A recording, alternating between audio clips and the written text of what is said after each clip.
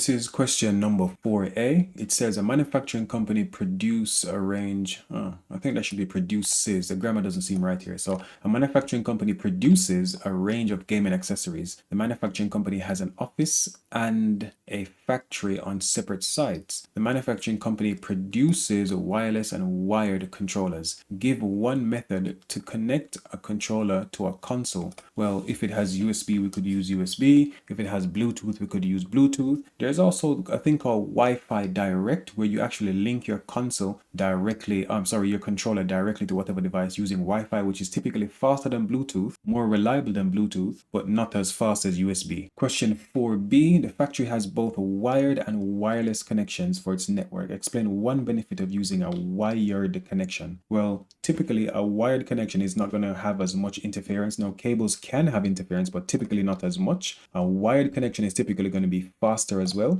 A wired connection will have better signal strength over longer distances. Typically speaking, you have Wi-Fi at roughly 30-ish meters. If you use an Ethernet cable, that goes up to 100 meters, and then after that you will need a repeater. A wired connection is going to have better security because the security of the wireless is simply dependent on how much time someone has to hack the system. Whereas a wired connection, you have to physically cut the cable and tap into the signals to be able to get the information off it. A wired connection, again, as I said, is probably more reliable because you don't have as many things interfering. With Wi-Fi, you can have a microwave can affect your Wi-Fi, glass, water, concrete, thick enough wood, any reflective surface. Whereas a cable just goes from point A to point B, no issues whatsoever. Question 4C, the manufacturing company has an acceptable use policy. Evaluate the role of an acceptable use policy in protecting the company and their data. Now, for this question, even though it does say to evaluate, there's nothing bad for us to evaluate in this instance, only because they said evaluate the role of an acceptable use policy. There's no downside of having an acceptable use policy, so there's nothing bad for us to add. So if I go to my answers quickly, it says an acceptable use policy protects the company, its staff, and its data by setting clear rules for using IT systems. Every school, every business, every organization has this. You in your schools, if you do something bad on the PCs, you're probably going to get banned, you're probably going to get sent home, your parents are going to be called in, so on and so forth. It tells employees what is expected of them, helping to reduce risks such as data breaches or misuse of IT resources. Staff are aware of their responsibilities for using computers, emails, social media, and other IT equipment safely. The company can enforce security policies, including proper use of usernames, passwords, and logging out of systems. Employees must act responsibly and professionally, which protects the company's reputation and legal compliance. So if they don't comply with things internally as well, that could be an issue. The acceptable use policy requires staff to report breaches, helping the company address issues quickly, provides training and monitoring so employees understand how to handle personal and sensitive data securely.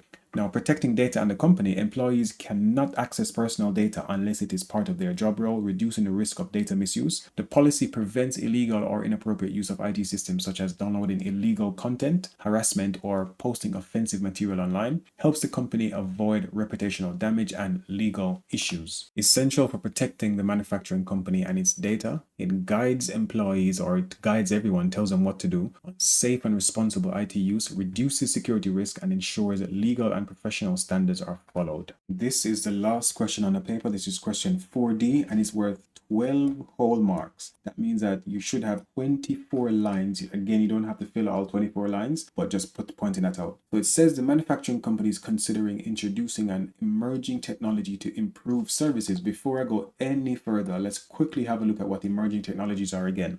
If something is emerging, it is coming out. If something is coming out, it is relatively new. So an emerging technology is relatively new technology that's not been fully adopted yet. We have AI. Everyone says AI, but it's not real AI, but we have AI. So the manufacturing company is considering introducing an emerging technology to improve services. Evaluate whether the company should be more concerned with either the impact on the performance of their IT system or the use of IT systems by employees. Ooh, that's a good one. Okay. Now, straight away, my mind is telling me, well, it should be both. There's no one thing you have to decide on. You have to make sure that it's a relatively balanced choice. First, we're going to look at the impact on employees. So that's how people use the system. And the first thing is ease of use. This is the first thing they need to think of, right? Is the system easy to use? Will people need training? How long will the training be? How much will the training cost? Will the technology make their work faster or slower? Because there's no point in upgrading to a brand new system that's easy to use, but it's much slower. It has to be faster. If it's not faster, it's pointless. productivity. Can employees do more work or better work using the system? If it's going to take more clicks and more typing things in and more checkboxes and it's going to slow me down, then there's no point. Will it replace some manual tasks or processes? For example, people have to write a report at the end of the day based on everything that they did that day. Will the system simply look at what they did during the day, check all the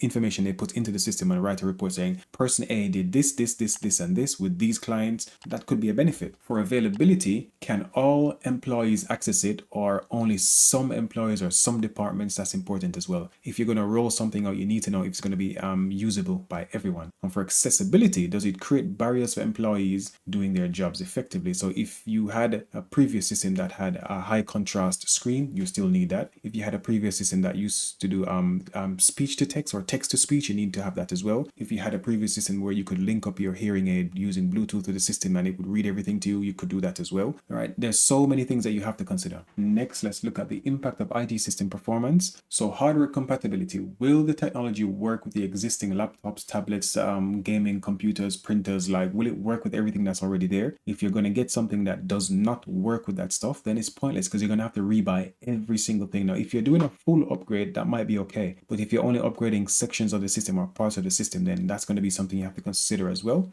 Peripherals. Will printers, scanners, and other devices still work? That's kind of what I just mentioned there. Operating systems. Does it require upgrades or replacement of current operating systems? Will you need to buy more operating systems like Windows 10, Windows 11 really to work on these systems? Software compatibility. Will it work smoothly alongside existing applications, or do I need to get rid of my existing applications just because of this one system? That again is another cost. And for security, could it introduce risk or vulnerabilities? Every single new system does introduce risk and vulnerabilities, but if the system has no way to mitigate those risks, then that's going to be an issue. Installation and maintenance. Who will install it and will it require downtime? So when the system is being installed, are you going to have the old system running alongside it, or are you going to have to shut the old system down completely to do this one? And when the system needs to be maintained, does everything need to be shut down, or can you shut down just a section of it and work on the other sections yourselves? Testing and reliability.